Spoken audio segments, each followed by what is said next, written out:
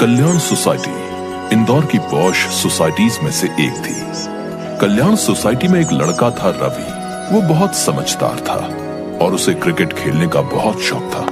रवि की सोसाइटी के बराबर में एक दीवार थी और दीवार के उस पार एक बस्ती थी जहां कोई जाना पसंद नहीं करता था और दूसरों को भी वहां जाने से मना किया जाता था, क्योंकि दीवार के दूसरी तरफ बहुत गंदगी फैली हुई थी, जिसके कारण सोसाइटी वाले उस दीवार की तरफ बच्चों को जाने से मना करते थे। एक दिन सोसाइटी के पार्क में उसी दीवार के पास बच्चे आपस में बात करते हुए, राहुल यार बहुत बोर हो रहे हैं, क्या करें? यार इन पूरी गर्मियों की छुट्टियों में ना तो हम कहीं घूमने गए और ना ही कोई क्लासेस ली।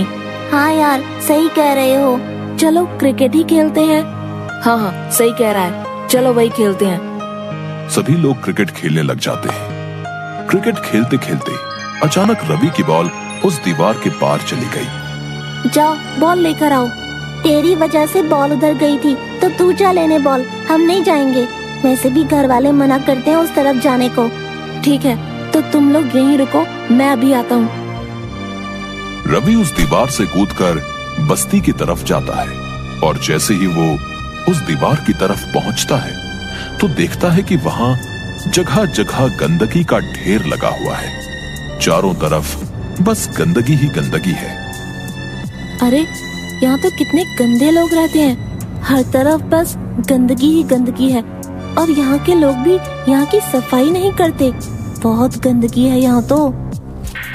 तभी वहाँ एक आदमी आता है। अरे अरे कौन हो तुम और यहाँ क्या करने आए हो? चले जाओ यहाँ से, हमें अपने घर वालों से गालियाँ सुनवाओगे? चलो भागो यहाँ से। अंकल मैं बगल वाली सोसाइटी में रहता हूँ, मेरी बॉल यहाँ आ गई थी, मैं वही लेने आया था। लो और जाओ यहाँ से और वापस मत आना, चलो जल्दी करो। रवि इधर उधर बॉल ढूंढता है और झट से अपनी बॉल उठाता है और वापस अपनी सोसाइटी चला जाता है। अरे रवि आ गया तू? हाँ यार तुझे पता है उस दीवार के पीछे कितनी गंदगी है। अच्छा इसीलिए ही घर वाले वहाँ जाने से मना करते हैं। क्यों ना हम सब मिलकर वहाँ की सफाई करें? नहीं नहीं मैं तो नहीं जाऊँगा, वहाँ तुम लोगों को जाना है तो जाओ। हाँ मैं भी नहीं जाऊँगा, मेरे मम्मी पापा मना करते हैं वहाँ जाने से। इतना कहकर दोनों वहाँ से चले जाते हैं, लेकिन रवि के मन में वही बात चलती रहती है कि कैसे वहाँ की सफाई की जाए। वहाँ रहने वाले लोग इतनी गंदगी में कैसे रहते होंगे? टीचर ने हमें बताया था कि गंदगी में कितनी बीमारियाँ हो सकती हैं। इनमें से तो कोई मदद करेगा नहीं, मुझे अकेले ही सफाई करनी होगी। रवि अपने घर से झाड़ू उठाता है और चुपके से छुपकर झाड़ू दीवार के उस पार फेंक देता है और फिर खुद दीवार पर चढ़कर दूसरी तरफ चला जाता है। जैसे ही वहां पहुंचकर काम करना शुरू करता है तो वहां एक औरत आ जाती है। अरे तुम यहाँ क्या कर रहे हो? चलो जाओ यहाँ से। मैं तो यहाँ की सफाई करने आया हूँ, आप ऐसे क्यों डांट रही हो मुझे? जाओ जाओ जाकर अपना काम करो, चलो जाओ। यहाँ भला सफाई की क्या जरूरत है, सब कुछ अच्छा तो चल रहा है। लेकिन आप मेरी बात तो सुनो। उस औरत ने रवि की एक बात भी नहीं सुनी और उसे वहां से भगा दिया। रवि वहां से आ तो गया, लेकिन अभी भी उसके दिमाग में वही बात चल रही थी कि वहां की सफाई कैसे की जाए। तभी उसकी नजर सोसाइटी में घूम रहे बंदरों पर पड़ी। वो सारे बंदर एक दूसरे की नकल कर रहे थे। उन्हें देखकर रवि के दिमाग में एक सुझाव आया कि वो बंदरों की हेल्प से यहाँ सफाई कर सकता है और वो बंदरों को अभ्यास कराने लगा। कभी वो डांस करता, कभी वो केले फेंकता, कभी गेंद फेंककर उन्हें लाने को कहता। इस तरह अब वो बंदर वही कर रहे थे जो रवि करता था। अरे वाह, ये बंदर तो बिल्कुल मेरी तरह करने लग गए। मैं जो कर रहा हूँ ये लोग वैसे वैसे कर रहे हैं। अब मैं इन बंदरों की मदद से उस बस्ती की सफाई कर सकता हूँ। अब रवि को बहुत सारे झाड़ू चाहिए थे। उसने चोरी छुपे सोसाइटी के सब घरों से झाड़ू इकट्ठे कर लिए और दीवारों के दूसरी तरफ फेंक दिए। उसके बाद रवि बंदरों के सामने गया और सर खुजलाने लगा।